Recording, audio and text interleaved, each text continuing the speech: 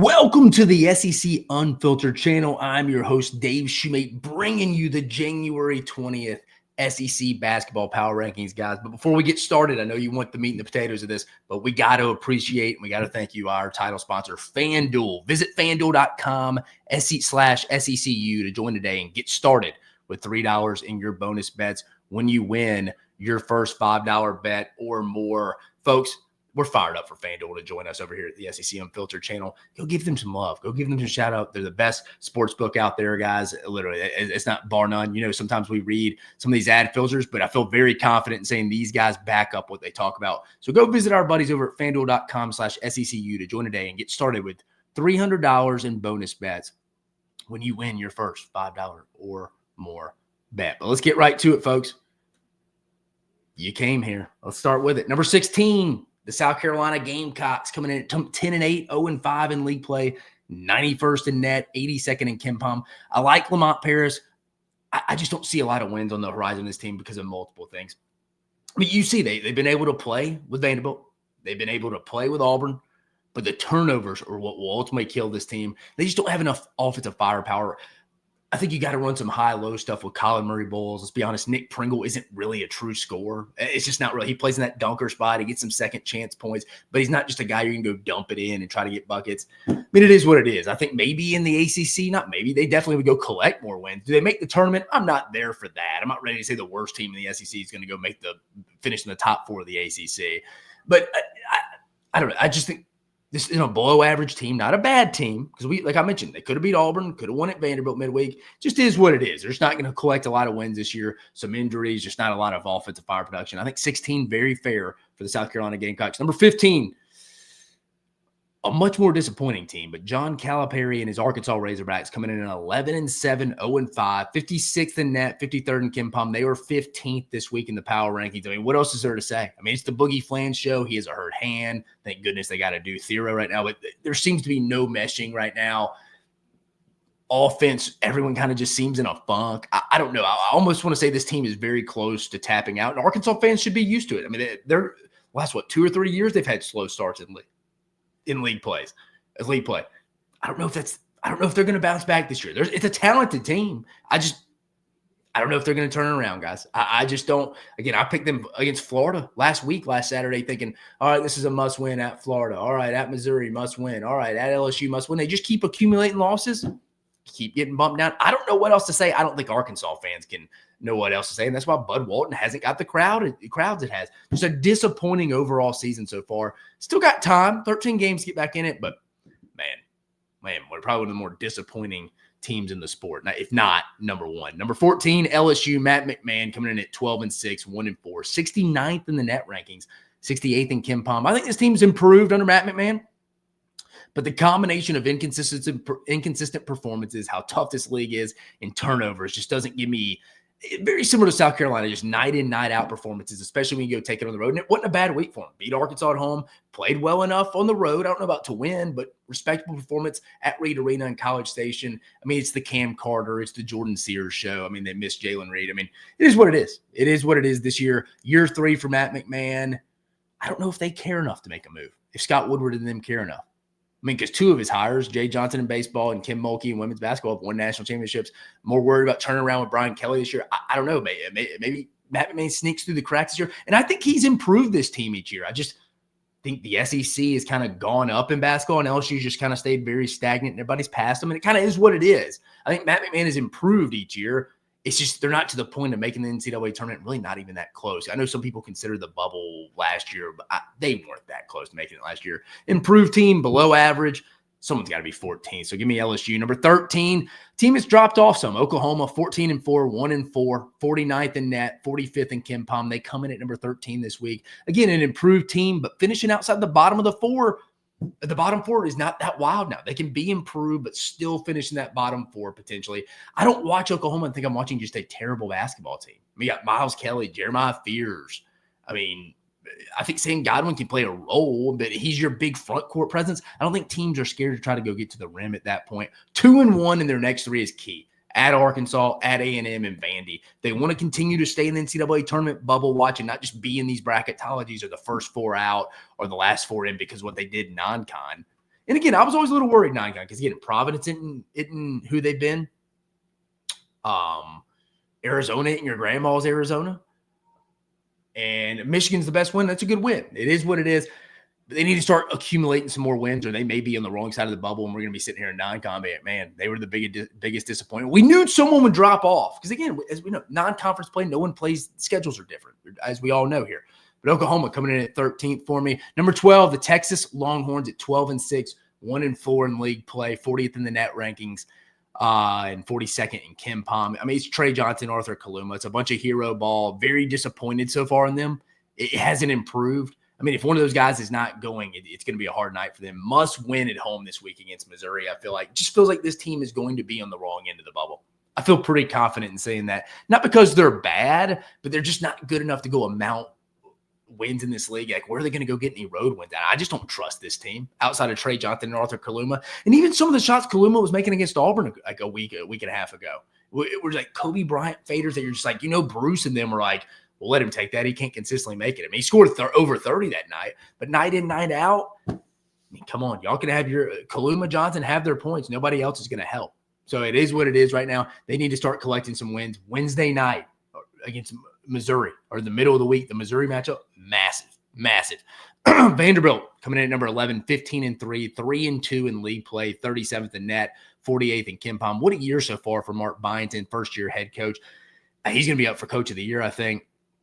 Team continues to surprise. I think one of the bigger stats of the week outside of Ole Miss out-rebounding Alabama on Tuesday night was Vanderbilt out-rebounded Tennessee 29-25 on Saturday afternoon. Remember, this is a Vanderbilt team that got out-rebounded by a Jackson State team that, last time I checked, is still not won a basketball game.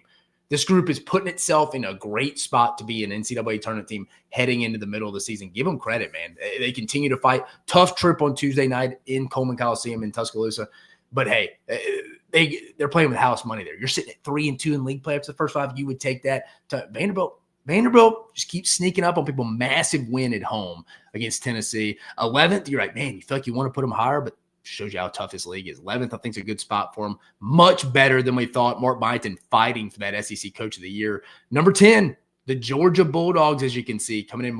Mike White and the boys, 14-4, 2-3 in league play, 27th in net, 35th in Kim Pom. This is a talented and deep Georgia team. I mean, Asa Newell, Silas Demery, Blue Kane. Even Bruce Pearl echoed it in his game in the same sentiment after the post game, or in his post game press conference, on Saturday. He said, not a lot of teams are going to come in this segment and win this year because it's one of the more talented teams they've had in the last 15, 20 years. 2-1 should be the goal heading into their next three games. And if they can still win it, they need that big road win, either in Gainesville, Tuscaloosa, College Station. Those are opportunities. Columbia, South Carolina doesn't count, but one of those, if they could get in Gainesville, Tuscaloosa, and College Station and get a win, that would really pad that NCAA tournament resume there. I think Georgia's going to make the tournament. I still think it's still a work in progress, though. And I think they would tell you that. But again, good start, 14-4. They don't want to have a losing record so far, but they have that big win so far against Kentucky. Just lost to some other good teams, like a lot of people are going to do in this league. But I do like the talent. The lack of veteran ability at times could scare me on the road. And that's why I think they need that big road win. They need one because that'll bump you up in the analytics department from that perspective. Number 9, the Missouri Tigers coming on hot, man. 15-3, 4-1, quietly one of the more sneaky teams in the entire sport, not just the SEC. 24th in net, 28th in Kim Pom. Missouri just quietly putting together a very nice resume. You can have your doubts about the Tigers from a rebounding perspective, but the way they force turnovers, play with an edge, Dennis Gates has got this team back after going winless last year. They'll be a tough out for anyone, just like Georgia in Columbia at home will be tough. This is very much an NCAA tournament team. They're going to have a chance to win double-digit games in this league this year. 10-8, 11-7, not out of the realm, especially if they can hold serve at home. Mark Mitchell, one of the more consistent players night out, night in this.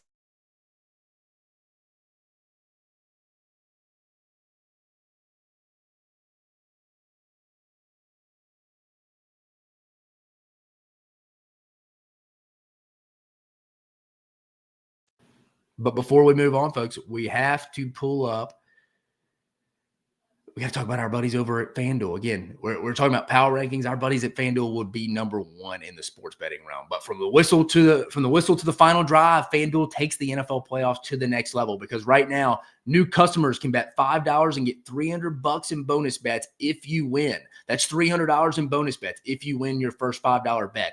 The FanDuel app gives you everything you need for live bets, parlays, and so much more. Plus, when you win, you'll get paid instantly. Just visit fanduel.com/SECU to join today and get started with $300 in bonus bets. That's fanduel.com/SECU. Make this playoff season unforgettable with FanDuel, an official sportsbook partner of the NFL. Guys, we already got the AFC NFC championship game set.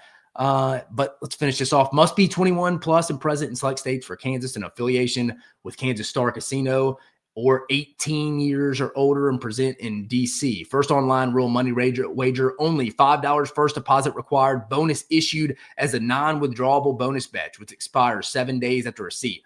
Restrictions apply. See terms at the sportsbook.fanduel.com. Gambling problem? Call 1-800-GAMBLER or visit fanduel.com/RG. Call 1-888-789-7777 or visit ccpg.org/chat in Connecticut or visit mdgamblinghelp.org in Maryland. Hope is here. Visit gamblinghelplinema.org or call 800-327-5050 for 24/7 support in Massachusetts, or 1-877-8-HOPE-NY or text HOPE-NY in New York.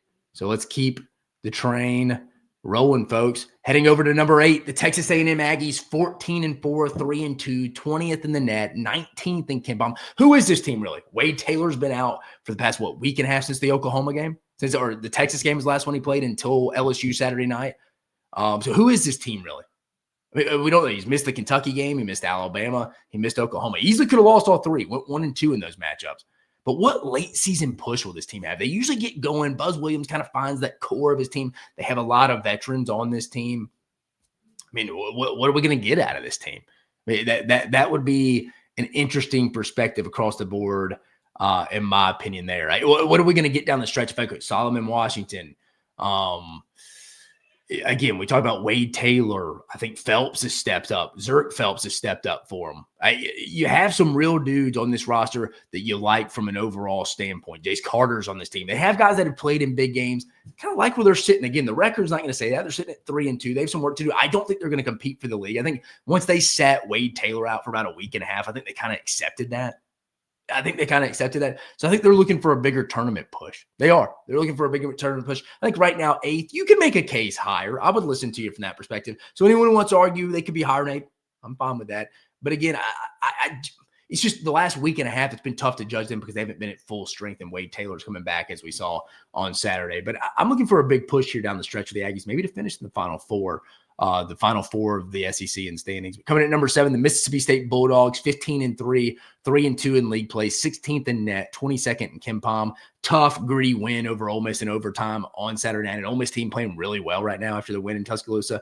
I like this team this year, much higher of a ceiling compared to the last 2 years. I mean, those were 2 tournament teams. I mean, looks like Chris Jans is going to take his first 3 Mississippi State teams all to the tournament. Riley Kugel, the complete X factor of this team, sets the squad ceiling. I think RJ Melendez, the Georgia transfer, does a good job. Cam Matthews continues to make plays late like they did in Oxford. I mean, is anyone else, again, similar to Georgia? We're waiting for that big road win. And Chris Jans, that big road win in his career at Tennessee's coming up this week. They still go at Ole Miss. They go at Alabama. One of these big road wins, I think that's when you kind of take that next step as a program. And it's wild to say. Chris Jans about to be in his 3rd NCAA tournament in 3 years in Starkville. I mean, that hadn't been done since Rick Stansberry was there.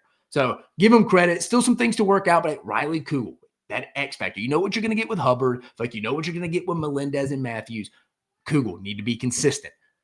Number 6, call me crazy again. You could argue 6th, 7th, and 8th here. Ole Miss, Mississippi State, and Texas A&M. You could have an easy argument here. I'd listen to you. But Ole Miss coming in at 15-3, 4-1 in conference play, 13th in the net ranking, 17th in KenPom. What a week for Chris Beard and the Rebels. Get their first top 5 road win over, I think, a potential national title team in Alabama. Then go down to the wire with Mississippi State, come back, take that in overtime. Mississippi State just outlast them in the hump on Saturday. This team has flaws offensively and in the rebounding department at times. I mean, Tuscaloosa, they held their own. But their ability to defend and force turnovers is second to none. This is a definition of a Chris Beard team. Added Mark Adams, his big-time assistant who took over for him at Texas Tech. Big defensive guru. You can tell they're forcing a lot of turnovers. I think it turned Alabama over 21 times this past week. Mississippi State 15. That's what they do. That's what they do. They're playing like some of his former Texas Tech teams. It's not sexy, guys, but it's getting the job done. 1-1 this past week. They take that any day of the week. I like where the Rebs are playing right now. Do I think they ultimately maybe finish ahead of A&M Mississippi State? Not ready to say that. But I think right now, 6 a good spot for them. But like I mentioned, you could argue 6th, 7th, and 8th. Toss them in a hat, pull them out as you may, and it is what it is. Coming at number 5, another one people may argue here. I just don't really like where Tennessee's offensive ceiling is right now. But Tennessee coming in 5th, 16-2, 3-2 in league play, 4th in the net, 6th in KenPom. I really don't like putting a Rick Barnes team this low because if you made me bet, I still think they'll finish in the top 4. I really don't think putting a Rick Barnes team, I don't like it. But I can't get that Georgia first half and the Vanderbilt game out of my head. Getting out rebounded by Vanderbilt, it's not the consistency you're used to see. I mean, to be fair, Rick Barnes has dropped some games every year that he's not probably supposed to. But the thing that scares me, it's not that. I don't think the rebounding would happen again. I don't think they would get out rebounded by Vanderbilt again. But I think the ceiling's low. I mean, Chaz Lanier hadn't played that well this week. It's just Chaz Lanier and Zakai Ziegler. And again, no one expected them to replace Dalton Connect. I don't think they knew what they were getting in Dalton Connect when he came in. A true bucket getter when they needed that. They had that last year with him. They don't really have that this year. That concerns me down the line. Again, you're always going to know they're going to play tough. They're going to defend. I think Saturday was an anomaly, but for the most part, you feel good about Rick Barnes' squad there. It's just I put them there because the offensive ceiling. And also, where does Darlene Stone Dubar fit into the rotation here as we get it deeper in the conference play? I have a lot of questions about Tennessee, and maybe I'm just being a little bit of a prisoner of the moment from this past week. And I know they beat Georgia, really good second half, but that first half sticks with me. And then the game in Nashville at Memorial sticks with me. Offensive ceiling scares me because the rest of these teams in this Final Four all are really good offensive teams and a lot better than Tennessee offensively for sure. But coming in at number 4, the Kentucky Wildcats, 14-4. Mark Pope and the boys are 3-2 in league play, 12th in net, 12th in KenPom, or 20th in KenPom. You can make an argument either way to me at Tennessee or Kentucky deserves this spot. However, this team offensively gives me the edge. I mean, when talking long-term, who do you trust more, the Tennessee defense or the Kentucky offense? Oh, no, sorry. Who do you trust more, the Kentucky defense or the Tennessee offense? I think it's a very fair question. Who do you trust more? Probably give me the Kentucky defense with Amari Williams and Brandon Garrison. I trust that defense a little bit. They improved some the other day against Alabama. It wasn't awesome. Still gave up 100 spot.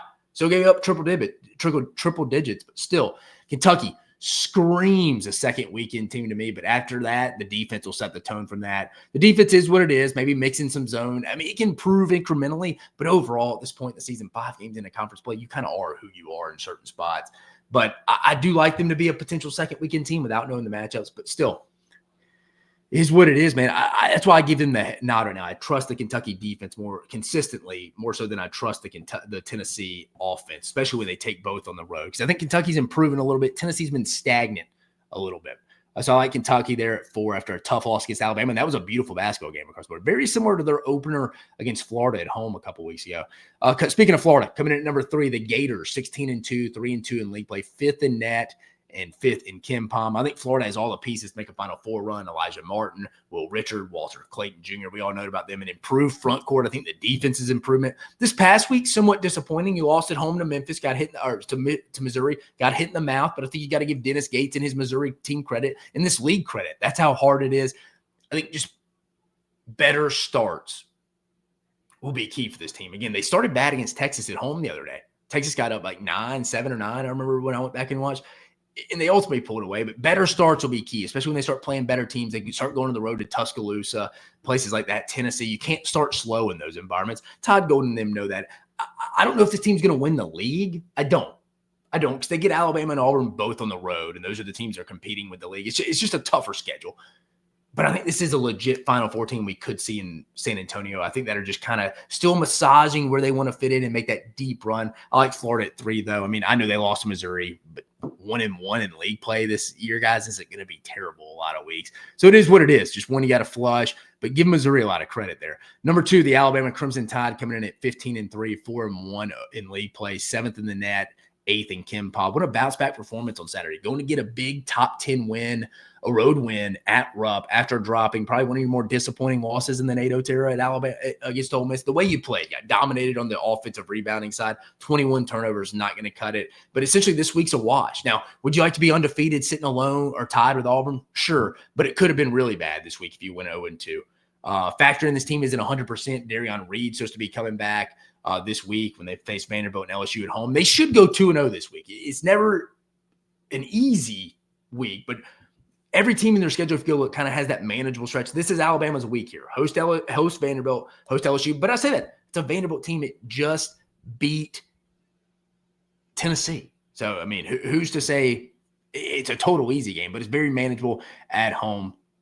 This week was essentially just a wash from an overall standpoint. I think the week from a standing standpoint, from an NCAA tournament standing point, probably helped them because the road win at Kentucky is probably better than the home win against Ole Miss. But from a league standpoint, I don't think Auburn's going to collect more than 3 losses. So any loss you keep adding up, it's going to be tough. It's going to be tough to hold serve against Auburn. But I think Alabama, big mature win, one of the better wins in the SEC. I mean, what are the top 3 wins in the SEC this year? I mean, Ole Miss at Alabama, probably old Alabama at Kentucky, and Missouri at Florida are the 3 best wins in SEC basketball this year.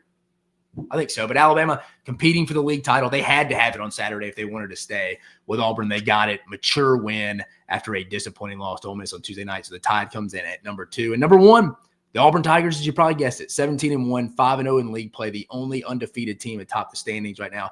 Number 1 in net, number 2 behind Duke and Kim Pom. Even without Janai Broome, it was a great week for Bruce Pearl's bunch. Home win versus Mississippi State, dominating performance. I kind of feel like everybody kind of rose to the occasion, elevated their play in that game. A road win at Georgia, as Bruce Pearl mentioned in his postgame. Not a lot of people are going to win at Stegman this year. Give Auburn credit for getting that done without Janai Broome. Don't underestimate that win, folks. I'm telling you. Big win to hang your hat on. This team just needs to hold its ground until they get Janai Broome back. And again, they kind of have that midweek bye. They don't play midweek. They get Tennessee at home. College game day will be there. Jay Billis and the boys, Reese Davis and them will be there. They just need to stay healthy. Maybe even sit Janai a little longer. But you're going on the run to go win the SEC regular season and make a big NCAA tournament. Maybe they put him a little bit on minutes counts, because to win the whole thing, they're going to need Janai Broome. They're going to need – I think they can get to the second weekend without him, but to win the whole thing, they're going to need him. Big week coming up for Auburn, though. Again, get off your legs a little bit. I'd be interested to see if they're even practicing today, because, again, everybody gets these midweek kind of buys going in. Auburn gets it this week, so that'll be big for them. Big one at Neville Arena on Saturday. Again, ESPN's going to be there.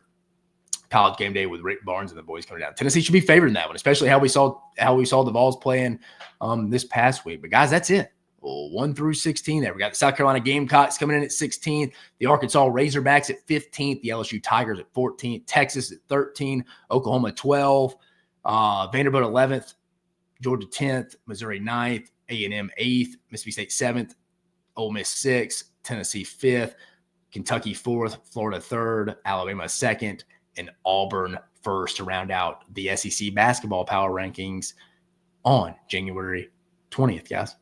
So, guys, appreciate you joining us. Guys, do not forget, this SEC basketball power ranking segment is brought to you by our buddies over at FanDuel. Visit FanDuel.com/SECU to join today and get started with $300 in bonus bets when you win your first $5 or more bet, guys. But for your host, Dave Shumate, love bringing you the content. Cannot wait to see you next week, the next time we break down these power rankings. But, guys, I hope you have a great rest of your week. We'll see you on the other side.